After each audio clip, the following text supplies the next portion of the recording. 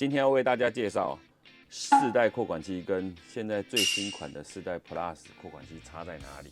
从我做扩管器10年哦，2012年我做1代开始，会有很多问题，就是大家都觉得要空转。当初因为制程的问题，只有 CNC 扩管器才有办法空转，传统的铸铁或者是我没有用 CNC 制造的都不能空转。随着技术的进步，1代、2代可能会有100只才有1只空转，所以在3代可能会有10只就会出现3只、4只空转，然后很多师傅买了1只有空转，第2只没空转，就会打电话说：“黑熊，这支那怪怪，为什么不会空转？这支坏去啊，提灯去修理看嘛。”很想跟大家讲的是松转，但是其实可能我的技术不够精良。但是呢，没关系，到了2022年底，我们终于有办法做出可以空转，而且是空转很好听的4代 Plus 扩管器。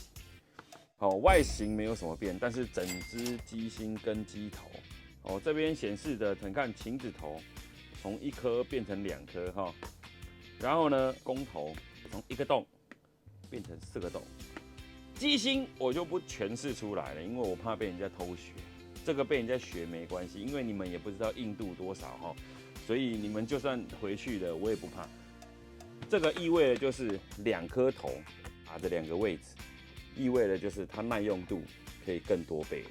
旧款的状况之下呢，只有1颗头，永远磨损这1颗头，所以你在使用1到2年的时候，它必须回来给我做更换工头，然后一次都要几百块。大家也是觉得换得很甘愿啊，但是我为了让我们的扩管器可以耐用度更久，所以我选择了让它耐用度更久，因为我很讨厌修扩管器。用法什么通通都是一样的，但是呢，我准备了4支起子，牛尔奇的有刷12伏特最旧的这一支，跟 FID 最新款的 FID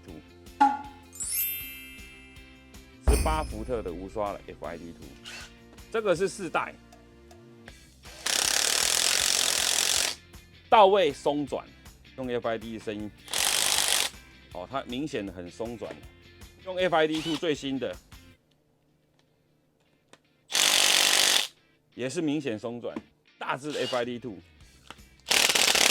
就要你的空转，你的空转就出现了，因为扭力够强，不会产生震动，它就是有办法空转。如果你是用 FID 2 18伏特的，基本上你的扩管器都可以空转，但是会经由时间的延长，你可能用了半年、1年，里面的弹簧会被起子机大扭力变成比较没有力，软掉了，所以它到最后可能会不能够空转，甚至没有办法跳开，导致说黑熊我的扩管器坏掉了。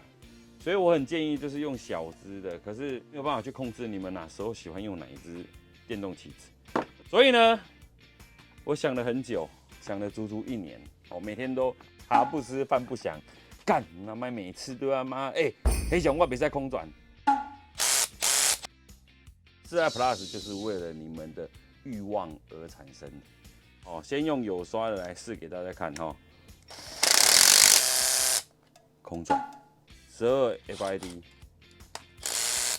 空转。最新的 FID 2 12伏特，我再上去，有没有觉得是直升机的味道？再用 FID 2，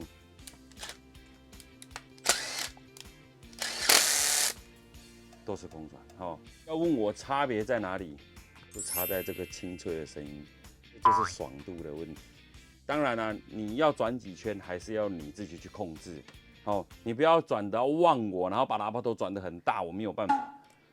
你们今天在正常做喇叭头，请你因地适宜的转你的圈数，2分3到5圈，3分3到8圈，4分5到12圈，5分可以转10几20圈，看你的技术，还有看你当时用哪一支起子机，你要跟你的扩管器，跟我的4代 Plus。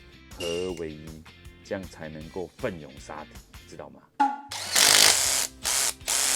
再来，不卡喇叭头，直的。各位记得，脚开开才能赚新台币。很多人把底座插不进去，打开就可以轻松进去了。哦，脚开开转新台币，实时定位这不用讲了，卡片卡扣这也不用讲了。4代很好用，4代 Plus 更好用，所以那做这个东西你还不赶快来买呢？好啦，废话不多说，想要空转就来找我，谢谢各位。